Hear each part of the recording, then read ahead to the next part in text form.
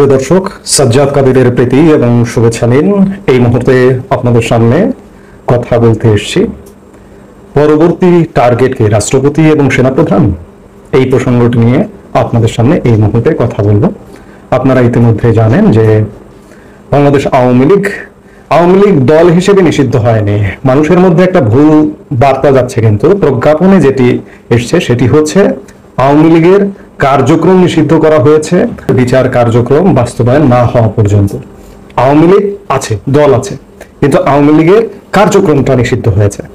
কিন্তু আর একটা কনফিউশনাল ব্যাপার ঘটিয়েছে গতকালকে নির্বাচন কমিশন, সেটি হচ্ছে আওয়ামী লীগের নিবন্ধন বাতিল করে দিয়েছে। কেন? যেহেতু দল হিসেবে আওয়ামী লীগ নিষিদ্ধ হয়নি, সেহেতু আওয়ামী লীগের নিবন্ধন বাতিল করলো কিসের ভিত্তিতে? এটি নির্বাচন কমিশন আসলে সঠিক জবাব জানে কিনা সেটি বড় প্রশ্ন। যেটি হোক, আওয়ামী লীগের কার্যক্রম এই মুহূর্তে নিষিদ্ধ।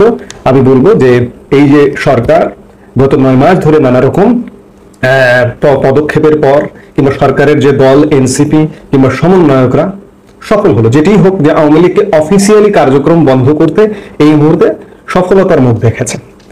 এদের আবার অনেকগুলো দাবি ছিল, যেমন রাষ্ট্রপতিকে অপসারণ করতে হবে, সেনাপ্রধানকেও অপসারণ করতে হবে, এদের তেমনটাও কিন্তু দাবি ছিল। সংবিধান স্থগিত করতে হবে, সংবিধান নতুন করে লিখতে হবে, এবং প্রোক্লেমেশন অফ সেকেন্ড রিপাবলিক ঘোষণা করতে, এই দাবিগুলো কিন্তু ছিল। আজকে যখন যেভাবেই হোক জোড়াতালি দিয়ে সফল কাম হয়ে গেল, সেহেতু পরবর্তী টার্গেটটাকে, আমার প্রশ্নটা এই জায়গায়, এখন কি তাহলে রাষ্ট্রপতিকে অপসারণ করবার যে জোরালো দাবিটা, সেটি বাস্তবায়ন করবার চেষ্টা করবে, কিংবা সেনাপ্রধান? আপনারা খেয়াল করে দেখবেন যে বিগত সরকারের সময়ে শীর্ষ পদে দায়িত্বপ্রাপ্ত যতগুলো পদে ছিলেন যারা, তাদের সবাইকে কিন্তু অপসারণ করা হয়েছে। বরং বাহিনী প্রধান, বিশেষ করে র্যাব প্রধান, বিজিবি প্রধান, পুলিশ প্রধান, এমনকি মন্ত্রিপরিষদ সচিব, সব পদ কিন্তু চেঞ্জ হয়েছে, কিন্তু সেনা প্রধানকে এখনো পর্যন্ত চেঞ্জ করতে পারেনি।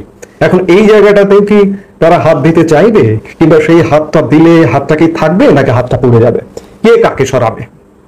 ডক্টর ইউনূসকে সেনাবাহিনী সরিয়ে দেবে, নাকি সেনা প্রধানকে ডক্টর ইউনূস সরিয়ে দেবে, কিংবা মহামান্য রাষ্ট্রপতিকে সরিয়ে দেবে? দেশে কি ঘটতে যাচ্ছে, এমন প্রশ্ন কিন্তু ডালপালা মেলছে। তো কাজেই এখন আসলে দেখার বিষয়, এর মধ্যে অনেকগুলো ঘটনা ঘটে গেছে।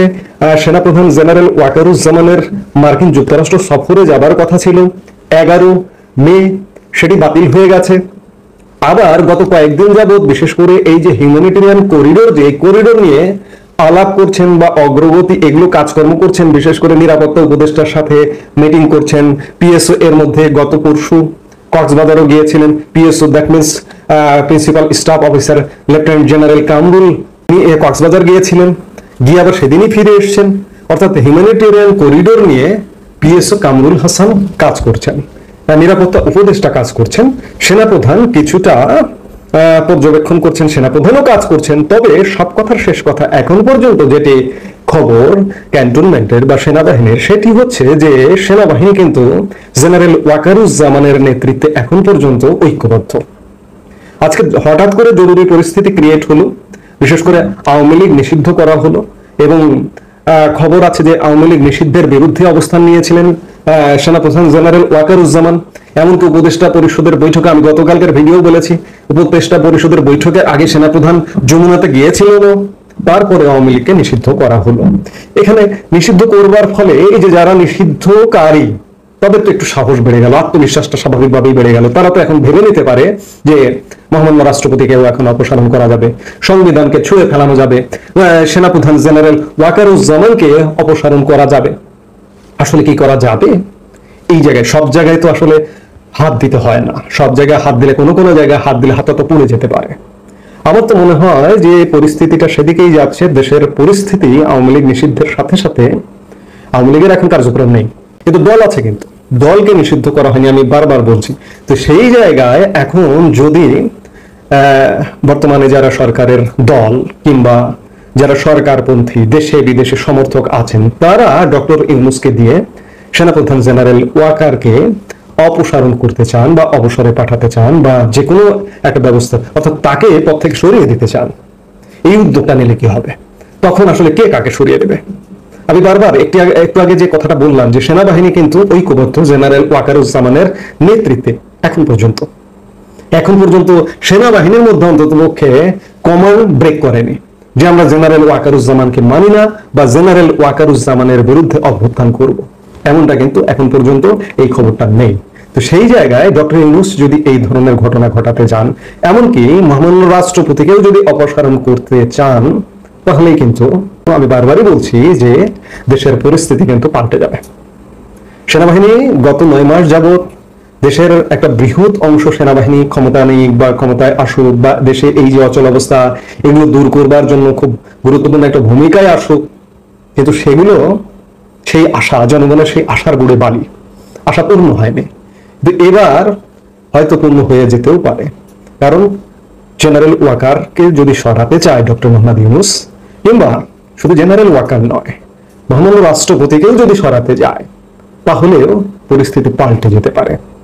আমরা একটি রাজনৈতিক দলের বেশ প্রশংসা করেছিলাম যে বিএনপি রাষ্ট্রপতি অপসারণ চায় না, সংবিধান বাতিল চায় না, এমনকি আওয়ামী লীগ নিষিদ্ধ চায় না। কিন্তু এই যে আওয়ামী লীগ নিষিদ্ধর পরে বিএনপির সুরটা দেখলেন তো, বিএনপি কেমন সুরে কথা বলা শুরু করলো, যেন বিএনপি আওয়ামী লীগকে নিষিদ্ধ করলো। বিএনপি আসলে এতে করে নিজেরাই ক্ষতিগ্রস্ত হচ্ছে, আরো হবে সামনের দিকে। যেটি হোক, এখন প্রশ্ন হচ্ছে দেখার বিষয় যে সামনের সময়গুলোতে কি হচ্ছে। আওয়ামী লীগের কার্যক্রম নিষিদ্ধ করে জেনারেল ওয়াকারকে অপসারণ করতে পারে কিনা, রাষ্ট্রপতিকে অপসারণ করতে পারে কিনা, এবং সেই কর্ম করতে গেলে দেশের এখন যে একটি শাসন কাঠামো দেখছি কি হয়, বাকি পরিবর্তন আসে কিনা, সেটিও ঘটতে পারে, ঘটে যেতে পারে। জেনারেল ওয়াকারকে অন্ততপক্ষে অপসারণ করতে গেলে একটা কিছু ঘটে যেতে পারে। সেটি দেখবার জন্য আমাদের আরো 2-4 দিন হয়তো অপেক্ষা হতে পারে, কারণ এটি যে কোনো সময় ঘটতে পারে। আজকে ঘটতে পারে, কালকে ঘটতে পারে, পরশু ঘটতে পারে। ক্যান্টনমেন্ট অ্যালার্ট কি ঘটছে না ঘটছে, আসলে এই ধরনের ঘটনাগুলো ঘটবার পরে একের পর এক ঘটনা ঘটে। যেমন 75-এ একের পর এক ঘটনা ঘটেছিল, অনেক ঘটনা ঘটেছিল খুব কাছাকাছি সময়ের মধ্যে।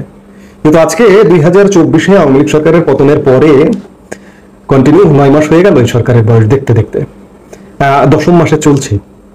খুব বড় ধরনের ঘটনা বলতে কিছু দেশের স্বার্থবিরোধী ঘটনা ঘটছে, কিন্তু ক্ষমতার পালাবদল বা ক্ষমতার পরিবর্তন খুব দ্রুত হলো না। 10 মাস মানে প্রায় 1 বছর হতে চললো।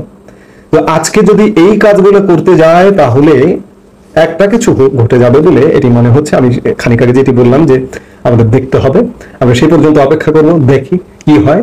এই মুহূর্তে এ পর্যন্তই। সবাই ভালো থাকুন, সুস্থ থাকুন।